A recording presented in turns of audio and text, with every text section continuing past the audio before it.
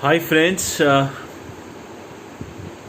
back with a new poem, and I wrote it last night at 3 a.m. I suppose, and I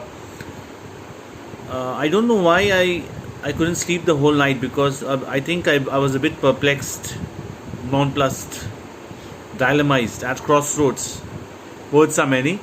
Well, the poem is a tribute to all my friends who are writers and poets, and I think they share the same pain which I do. The name of the poem is The Average Poem, When the Mind Doesn't Work. Let's listen to this poem. I take a pen and a piece of paper to write my heart out. I take a pen and a piece of paper to write my heart out. But the mind doesn't let me work and the ideas don't sprout. This happens daily after 12 when the world is fast asleep and I'm busy scribbling something with my heart engraved out. Do all poets and writers feel the same suffering and pain? Or is it a method to find solace and expecting some gain? There's a world of things going inside before I lift the pen. Everything I've read or heard of seems totally out of ken. But there's a child in me that plays with with this nonplussed mind. It plots me to create something and pushes me from behind. So, are writers children at heart? No doubt that this is true. They play with words, enjoy the art, and are somewhat naughty too. Because they're children. Okay. Poets are just like infants as they see the world as it is. They react the way they should with a purely blatant ease.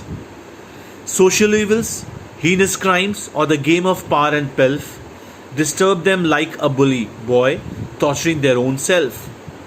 Romance, love, adventure, beauty, friendship, or deceit are like candies for them, which they ardently love to eat.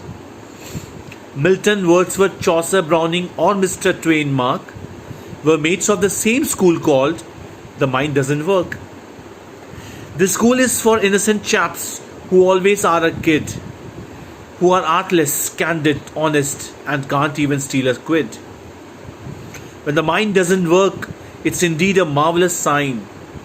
It means you have the propensity, it means you are Einstein. So the question is, what to do if the mind doesn't work? Just take a pen in your hand and get down to work. Because when the mind starts working, it creates, not reproduces. Reproduction is the essence of creation. It miraculously induces. The brain must work, the mind must be in control, as they say. So if they say the mind is working, it itself is a fallacy. Virtual are the creations of those whose minds work. Real are of those whose consciousness is in murk. Understanding of self is itself a hypothesis. It's one in an age that could finally attain this. When the mind is at the state of zero, it becomes the seed outright. So it's good that the mind doesn't work after midnight. So friends, I hope you enjoy this poem a lot. Well, it's the common problem of all the writers, as in, what should I write? Face the same problem, but when the mind doesn't work, I suppose it's the best time to write something. Because if there's already something in your mind, you won't be able to create, you won't be able to reproduce. But if the mind is blank, you can work wonders with the pen.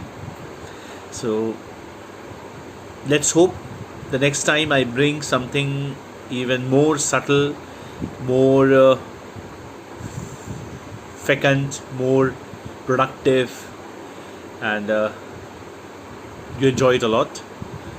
And on this positive note, I'll say a goodbye to everyone, and we shall meet soon in the next poem itself. Thank you. Thanks a lot.